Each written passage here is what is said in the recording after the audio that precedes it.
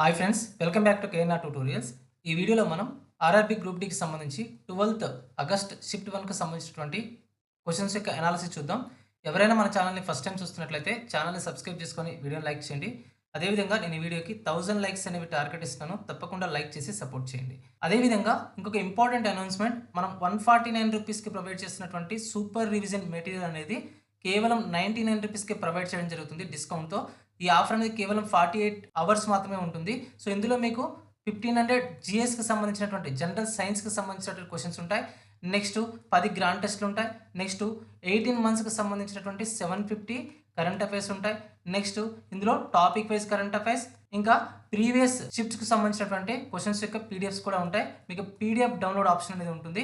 So ప్రతి ఒక్కరు కూడా ప్లే స్టోర్ నుంచి కేఎన్ఆర్ ట్యూటోరియల్స్ అనే యాప్ని డౌన్లోడ్ చేసుకొని ఈ కోర్స్ని అవైల్ చేసుకోండి. లేదంటే యాప్కి సంబంధించిన లింక్ అనేది కామెంట్ సెక్షన్లో ఉంటుంది, అదేవిధంగా డిస్క్రిప్షన్లో ఉంటుంది. అక్కడ నుంచి కూడా మీరు యాప్ని డౌన్లోడ్ చేసుకొని ఈ కోర్స్ని అవైల్ చేసుకోవచ్చు.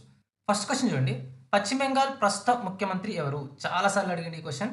సువేందు అధికారి. ఏ పార్టీకి చెందినటువంటి వ్యక్తి? బీజేపీ పార్టీకి చెందినటువంటి వ్యక్తి. ఓకేనా, బీజేపీ పార్టీకి చెందినటువంటి వ్యక్తి. సో బెంగాల్ చరిత్రలో బీజేపీ అనేది తొలిసారిగా అధికారం సాధించింది.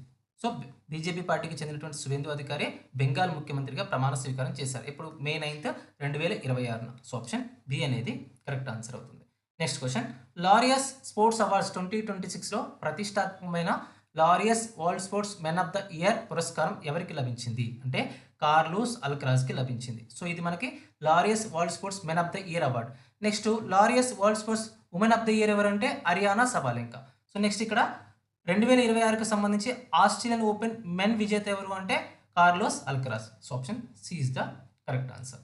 Next question. కేంద్ర బడ్జెట్ 2026-27లో ఆయుష్ మంత్రిత్వ శాఖకు ఎంత బడ్జెట్ కేటాయించారు? అంటే 4483.93 కోట్లు కేటాయించారు. So option B is the correct answer.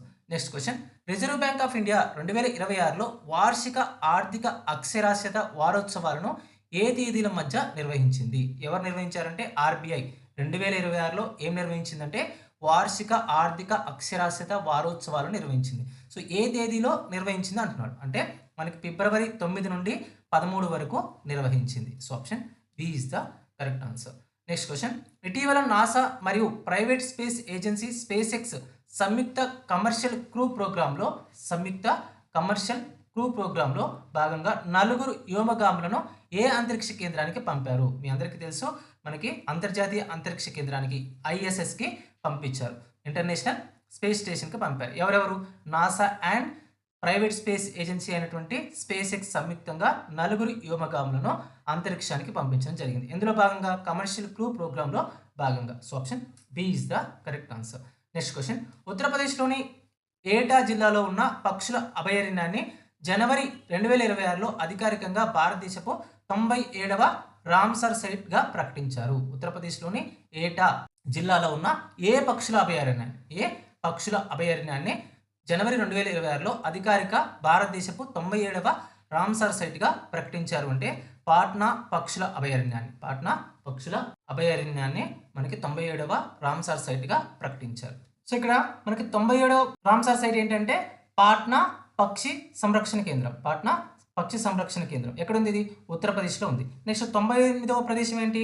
చారి దండ్ చిత్తడి నేల. ఎక్కడుంది? ఇది గుజరాత్లో ఉంది. 99వ ప్రదేశం ఏంటి? షేకా జూల్ పక్షి సంరక్షణ కేంద్రం. సో ఎక్కడుంది? ఇది ఉత్తరప్రదేశ్లో ఉంది. నెక్స్ట్ 100వ ప్రదేశం ఏంటి? మనకి 100వ రామ్సర్ సైట్ ఏంటంటే జయప్రకాష్ నారాయణ్ పక్షి సంరక్షణ కేంద్రం. దీన్నే సురహాతాల్ అంటాం. ఎక్కడుందంటే ఉత్తరప్రదేశ్లో ఉంది. సో ఈ 4 గుర్తుపెట్టుకోండి. సో తప్పకుండా మళ్ళీ ఏదో ఒకటి అడిగేటటువంటి అవకాశం ఉంటుంది. Next question.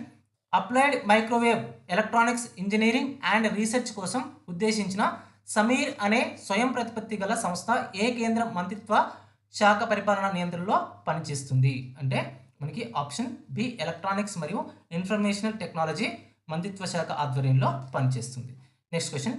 కేంద్ర బడ్జెట్ 2026-27లో ఇండియన్ ఇన్స్టిట్యూట్ ఆఫ్ టెక్నాలజీ ఐఐటీస్కి మరియు ఇండియన్ ఇన్స్టిట్యూట్ ఆఫ్ మేనేజ్మెంట్ ఐఐఎంఎస్లకు వరుసగా ఎంత బడ్జెట్ కేటాయించారు? అంటే ఆప్షన్ బి ఐఐటీలకు 12,123 కోట్లు, నెక్స్ట్ ఐఐఎంలకు 292 కోట్లు కేటాయించడం జరిగింది. So option B is the correct answer. Next question. న్యూఢిల్లీలో జరిగిన జాతీయ సదస్సులో సెంట్రల్ బ్యూరో ఆఫ్ ఇన్వెస్టిగేషన్ కొత్త సైబర్ క్రైమ్ బ్రాంచ్ను ప్రారంభించిన సందర్భంగా సైబర్ నేరాలను ట్రాక్ చేయడానికి కేంద్ర హోంమంత్రి ప్రారంభించిన డాష్ బోర్డ్ పేరు ఏమిటి? అంటే S4C డాష్ బోర్డ్. ఓకేనా? సైబర్ నేరాలను ట్రాక్ చేయడం కోసం కేంద్ర మంత్రి ప్రారంభించినటువంటి డాష్ బోర్డ్ ఏంటంటే S4C డాష్ బోర్డ్. సో ఇక్కడ S4C అంటే ఏంటి మనకి? అంటే state cyber crime coordination centre. State cyber crime coordination centre అంట. నెక్స్ట్ క్వశ్చన్, రక్షణ మరియు వైమానిక దళానికి సంబంధించిన AEW అనే పదానికి పూర్తి రూపం ఏమిటి? అంటే మనకి airborne early warning. Airborne early warning అనేది మనకి AEWకు అబ్రివియేషన్గా చెప్తాం. Option B is the correct answer. Next question, public affairs లేదా ప్రజా వ్యవహారాల రంగంలో 2026 సంవత్సరానికి గాను పద్మవిభూషణ్ పురస్కారంతో సత్కరించబడిన కేరళ రాష్ట్రానికి చెందిన ప్రముఖులు ఎవరు? అంటే option C justice KT Thomas మరియు VS అచ్యుతానంద్. ఈ ఇద్దరికి కూడా మనకి 2026లో పద్మవిభూషణ్ అవార్డు అనేది రావడం జరిగింది. సో ఇందులో అంటే ప్రజా వ్యవహారాలు లేదా పబ్లిక్ అఫైర్స్ విభాగంలో. So option C is the correct answer. Next question, జనవరి 2026లో Fit India Sundays on cycle. జనవరి 2026లో Fit India Sundays on cycle 58th ఎడిషన్లో భాగంగా AIIT తన క్యాంపస్లో ప్రత్యేక సైక్లథాన్ను నిర్వహించింది. అంటే ఐఐటి రూర్కీ మనకి ప్రత్యేకంగా 58వ ఎడిషన్లో భాగంగా ప్రత్యేక సైక్లథాన్ను నిర్వహించింది. So option C is the correct answer. Next question, స్వతంత్ర సంగ్రామంలో మరియు జాతి నిర్మాణంలో గోవింద్ గురు వంటి గిరిజన నాయకుల చారిత్రక త్యాగాలను వివరిస్తూ జనజాతీయ గౌరవ్ అనే పుస్తకాన్ని ఏ సంస్థ ప్రచురించింది? అంటే Indira Gandhi national centre for the art అనే సంస్థ ప్రచురించింది. So option B is the correct answer. Next question, July 2026లో project 17A కింద నిర్మించిన 6వ అధునాతన స్వదేశీ స్టెల్త్ ఫ్రిగేడ్ను భారత నావికాదళంలో చేర్చారు. ఆ నౌక పేరు ఏమిటి? అంటే INS మహేంద్రగిరి అనేటటువంటి స్టెల్త్ గైడెడ్ మిస్సైల్ను మనకి భారత నావికాదళంలో చేర్చడం జరిగింది. సో ఆప్షన్ బి అనేది కరెక్ట్ ఆన్సర్ అవుతుంది. నెక్స్ట్ క్వశ్చన్, ఒక లోహం మరొక లోహపు లవణ ద్రావణంతో చర్య జరిపి ఆ రెండవ లోహాన్ని దాని ద్రావణం నుండి స్థానభ్రంశం చేయాలంటే ప్రధాన నియమం ఏమిటి? ఫర్ ఎగ్జాంపుల్ మీరు Fe తీసుకొని కాఫర్ సల్ఫేట్తో రియాక్షన్ జరిపిస్తే మనకి ఇక్కడ కాఫర్ అనేది Fe చేత రిప్లేస్ చేయబడుతుంది, అంటే స్థానభ్రంశం చెందించబడుతుంది. సో దీని మీనింగ్ ఏంటంటే Fe యొక్క చర్యాశీలత అనేది, రియాక్టివిటీ అనేది కాఫర్ యొక్క రియాక్టివిటీ కంటే ఎక్కువగా ఉందని చెప్తాము. సో ఎగ్జాంపుల్ తీసుకొని చెప్తే, సో ఇక్కడ చర్య జరిపేటటువంటి లోహం ఏంటి? ఇక్కడ Fe ద్రావణంలో ఉన్న లోహం కంటే ఎక్కువ క్రియాశీలతను కలిగి ఉండాలి. So option B is the correct answer. Next question, రెండు ధ్వని తరంగాల యొక్క ప్రబలత లేదా లౌడ్నెస్ సమానంగా ఉండి వాటి తారత్వం లేదా కీచుదనం వేర్వేరుగా ఉంటే ఆ తరంగాల భౌతిక లక్షణాల గురించి ఏ వాక్యం సరైనది? సో ఎప్పుడైనా కూడా రెండు ధ్వని తరంగాల యొక్క ప్రబలత లేదా లౌడ్నెస్ సమానంగా ఉండి కీచుదనం లేదా పిచ్ అనేది డిఫరెంట్గా ఉంటే అప్పుడు వాటి యొక్క యాంప్లిట్యూడ్ లేదా కంపన పరిమితి అనేది సమానంగా ఉంటుంది. నెక్స్ట్ ఫ్రీక్వెన్సీ అనేది వేరువేరుగా ఉంటుంది. సో ఆప్షన్ బి అనేది కరెక్ట్ ఆన్సర్ అవుతుంది. నెక్స్ట్ క్వశ్చన్, దుమ్ము లేదా మరేదైనా కారణం వల్ల మొక్క ఆకులలో ఉండే రంధ్రాలు పూర్తిగా మూసుకుపోతే మొక్కలోని ఏ రెండు ప్రధాన జీవక్రియలు తీవ్రంగా ప్రభావితం అవుతాయి? అంటే కిరణజన్య సంయోగ క్రియ, అదేవిధంగా బాష్పోత్సేకం. మొక్కలు మెయిన్గా కిరణజన్య సంయోగ క్రియ, అదేవిధంగా బాష్పోత్సేకం అనే జీవక్రియలను వేటి ద్వారా జరుపుతాయి? అంటే పత్రరంధ్రాల ద్వారా జరుపుతాయి. ఒకవేళ పత్రరంధ్రాలు దుమ్ము లేదా మరేదైనా కారణం చేత మూసుకుపోయినట్లయితే ఈ రెండు జీవక్రియలకు ఆటంకం ఏర్పడుతుంది. సో ఆప్షన్ బి అనేది కరెక్ట్ ఆన్సర్ అవుతుంది.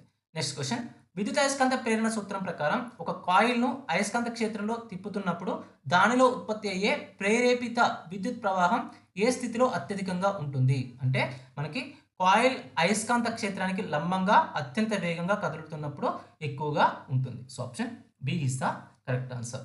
నెక్స్ట్ క్వశ్చన్, కింది రసాయన చర్యలో ఏ పదార్థం క్షేకరణం చెందిందో గుర్తించండి. సో ఏ పదార్థం క్షేకరణం చెందిందో గుర్తించాలంటే ఎప్పుడైనా ఒక పదార్థం యొక్క ఆక్సీకరణ సంఖ్య అనేది తగ్గిందనుకోండి, ఆక్సీకరణ సంఖ్య తగ్గితే అప్పుడు అది క్షేకరణం చెందిందని చెప్తాం. ఫర్ ఎగ్జాంపుల్ ఇక్కడ తీసుకున్నాను అనుకోండి, సో జింక్ ఆక్సైడ్ అనేది మనకి ఎలా ఏర్పడుతుంది? జింకుగా ఏర్పడుతుంది. జింక్ ఆక్సైడ్ అనేది జింకుగా మారుతుంది. సో ఇక్కడ జింక్ ఆక్సైడ్లో ఆక్సిజన్కి -2 ఆక్సిడేషన్ స్టేట్, జింక్కి +2 ఆక్సిడేషన్ స్టేట్ ఉంటుంది. సో ఇక్కడ జింక్లో 0 ఆక్సిడేషన్ స్టేట్ ఉంటుంది, అంటే +2 నుంచి మనకి 0 ఆక్సిడేషన్ స్టేట్‌కి మారింది జింక్ అనేది. అంటే ఇక్కడ ఎవరు క్షయకరణం చెందారంటే మనకి జింక్ ఆక్సైడ్ అనేది క్షయకరణం చెందింది. సో ఆప్షన్ బి అనేది కరెక్ట్ ఆన్సర్ అవుతుంది. ఆక్సిజన్ కోల్పోయినందుకు గాను జింక్ ఆక్సైడ్ అనేది క్షయకరణం చెందింది. సో ఆప్షన్ బి అనేది కరెక్ట్ ఆన్సర్ అవుతుంది.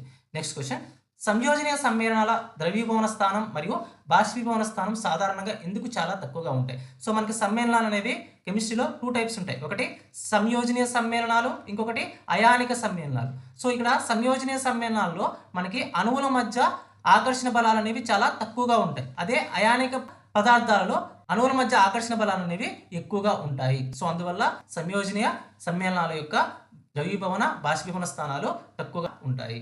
సో ఆప్షన్ బి అనేది కరెక్ట్ ఆన్సర్ అవుతుంది. నెక్స్ట్ క్వశ్చన్, స్పష్టమైన కేంద్రకం మరియు కేంద్రక పొర లేని కణాలను కలిగి ఉండి మానవ ప్రేగులలో నివసించే ఈ కొలై లాంటి బ్యాక్టీరియాలు జీవశాస్త్ర వర్గీకరణలో ఏ రాజ్యానికి చెందుతాయి? సో ఎప్పుడైనా కేంద్రకం లేకపోతే వాటిని ఏమంటాం? ప్రోకారియేట్స్ అంటాం. సో ఇక్కడ బ్యాక్టీరియాలు అన్నీ కూడా ప్రోకారియేట్ జీవులు. సో ఇక్కడ రాబర్ట్ విక్టేకర్ యొక్క 5 రాజ్యాల వర్గీకరణలో మనం ఈ ప్రోకారియేట్స్ లేదా బ్యాక్టీరియాలను ఎందులో చేరుస్తామంటే మోనీరా వర్గంలో చేరుస్తాము. సో ఆప్షన్ సి అనేది కరెక్ట్ ఆన్సర్ అవుతుంది. Next question,